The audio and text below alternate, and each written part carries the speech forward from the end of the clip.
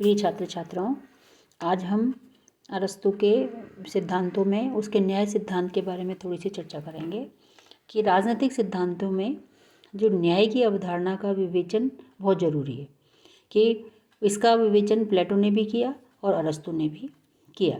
प्लेटो ने भी यूनानी जो परंपरा है उसके अनुसार न्याय सिद्धांत के बारे में काफ़ी कुछ कहा। अरस्तू ने भी उसी कारण न्याय सिद्धांत के बारे में चर्चा करी।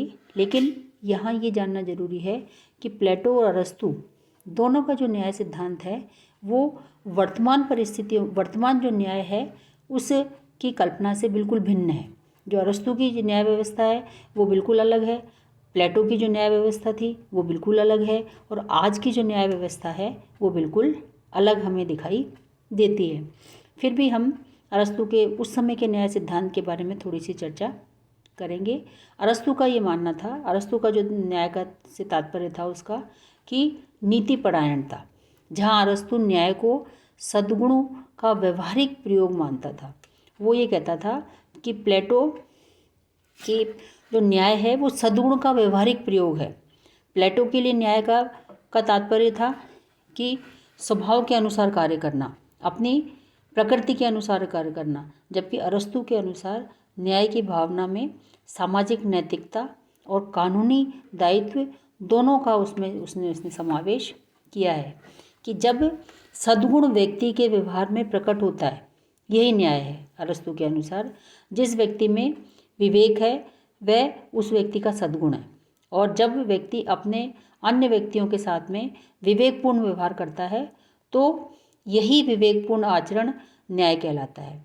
अरस्तू न्याय व नैतिकता में बहुत ज़्यादा फर्क नहीं करता, क्योंकि न्याय अंत में किस में बदल जाती है, उसका ये मानना था कि न्याय नैतिकता का ही व्यवहारिक आचरण है। अरस्तू ने दो प्रकार के न्याय की बात करी, उसने दो प्रकार बताए उसने न्याय के। एक तो था सामान्य न्याय और दूसरा था विशिष्ट न्याय। सामान्य न्याय से उसका तात्पर्य था कि संपूर्ण श्रेष्ठता, सामान्य न्याय पूर्ण श्रेष्ठता का पर्याय है, उसका मानना था। इस संपूर्ण श्रेष्ठता का प्रयोग व्यक्ति अपने पड़ोसी के साथ व्यवहार में करता है। पड़ोसियों के प्रति नैतिक व्यवहार तथा नैतिक सद्गुणों का आचरण ही सामान्य न्याय है, कि पड़ोसियों के साथ जिस तरह का अच्छा व्यवहार करता है वो यही उस सामान्य न्याय है। और जो विशिष्ट न्याय है वो सामाजिक न्याय का एक अंश है। उसका ये मानना था कि विशिष्ट न्याय सामाजिक न्याय का एक अंश है, जिसका संबंध विशिष्टता के एक पक्ष से है। इसके परिणाम स्वरूप व्यक्ति समाज के अन्य व्यक्तियों के साथ समभाव से व्यवहार करता है, और अर्थात स्वतंत्र मनुष्यों से समानता का व्यवहार करना ही विशिष्ट न्याय है। और विशिष्ट न्याय के भी उसने दो रूप बताए, एक तो था वितरणात्मक न्याय और दूसरा था सुधारात्मक न्याय। जो वितरणात्मक न्याय है उसके बारे में उसका मानना था कि अरस्तू के राजनीतिक सिद्धांत में जो है वितरणात्मक न्याय की अवधारणा का बहुत विशेष महत्व है, क्योंकि इसमें अरस्तू की जो राजनीतिक मान्यताओं के महत्वपूर्ण अंश उसमें निहित हैं। इसका दायरा राज्य और व्यक्ति के पारस्परिक संबंधों का दायरा है।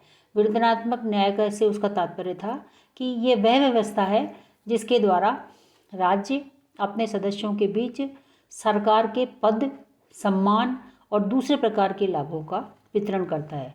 कि व्यक्ति जो राज्य है वो अपने सदस्यों के बीच में पद देने का काम, सम्मान देने का काम तथा विभिन्न जो लाभ हैं उनको वितरित करता है। इसके आधार पर प्रत्येक राज्य में के सामने ये प्रश्न होता है कि इसका वितरण किस आधार पर किया जाए, समानता के आधार पर हो या असमानता के आधार पर। अरस्तू का मानना है कि वास्तविक जीवन में कुछ व्यक्ति प्रतिभा संपन्न होते हैं, कुछ कम योग्यता वाले होते हैं, अतः राज्य के कार्यों में जिस व्यक्ति का जितना योगदान है उसी के आधार पर और उसी के अनुपात में पद, सम्मान और धन का वितरण किया जाना चाहिए। और यही न्यायोचित न्याय है। कि वितरणात्मक न्याय में उसका मानना था कि जो व्यक्ति जैसा कार्य कर रहा है, जैसा वो करता है, यदि वो अच्छा कार्य कर रहा है तो उसको ज़्यादा मिलना चाहिए, और यदि वो कम अच्छा काम कर रहा है समाज के लिए तो उसे कम मिलना चाहिए। अतः जो वितरणात्मक न्याय है पदों के वितरण का वो सिद्धांत है जिसके द्वारा राज्य को दिए गए अनुपात के अनुसार उन्हें पुरस्कार दिया जाता है। इस धारणा का महत्व इस आधार पर भी है विशेष है कि अरस्तु ये मंतव्य स्पष्ट करता है कि राज्य में असमानता न हो, क्योंकि असमानता के भाव राज्य में क्रांति को जन्म देते हैं और विनाश का कारण बनते हैं।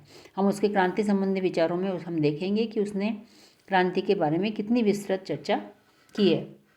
दूसरा जो उसने सुधारात्मक न्याय का जो पक्ष, वितरणात्मक न्याय का जो दूसरा पक्ष बताया है वो है सुधारात्मक न्याय। एक तो है वितरणात्मक न्याय और दूसरा है सुधारात्मक न्याय। विशिष्ट न्याय का दूसरा पक्ष है ये।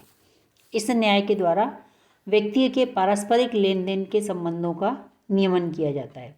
इसका दायरा व्यक्ति और व्यक्ति के बीच का संबंध है, मतलब व्यक्ति दूसरे व्यक्ति के साथ में किस तरह व्यवहार करता है, उसके पारस्परिक संबंध कैसे हैं, समानता के आधार पर व्यवहार करता है, उचित व्यवहार पर करता है। ये सुधारात्मक न्याय है। मतलब उसका ये अरस्तु का ये मानना था कि एक व्यक्ति को दूसरे व्यक्ति के साथ में समानता का उचित व्यवहार उसको करना चाहिए। ऐसा उसका व्यवहार होना चाहिए जो समानता पर आधारित हो और अच्छे गुणों पर आधारित हो। यही सुधारात्मक न्याय है। यही सुधारात्मक न्याय का उसका प्रयोजन था। तो अरस्तु ने अपने न्याय सिद्धांत में दोनों तरह का, मतलब राज्य को एक आधार प्रदान किया उसने इस सिद्धांत के आधार पर कि समाज में जो वितरण किया जाए वो किस प्रकार किया जाए, एक राज्य के द्वारा वितरण किस प्रकार किया जाए। उसने कहा कि समानता के आधार पर हो, वितरणात्मक उनकी योग्यता के आधार पर हो, व्यक्ति के परस्पर संबंधों के आधार पर हो कि व्यक्ति के अच्छे संबंध जिससे भी निर्धारित हो सके, जिसमें सद्गुण हो उनके व्यवहार में, नैतिकता हो, क्योंकि पड़ोसी से यदि पड़ोसी से अच्छे व्यवहार वो करता है तो ये उसकी क्या है, अच्छा गुण है, उसका ये सद्गुण है जिसको कि उसने सामान्य न्याय के रूप में परिभाषित किया है। तो प्लेटो का जो न्याय सिद्धांत है वो राज्य को दिशा निर्देशित करता है, एक राज्य को, कि उसे किस तरह समाज में व्यवस्था करनी चाहिए। धन्यवाद।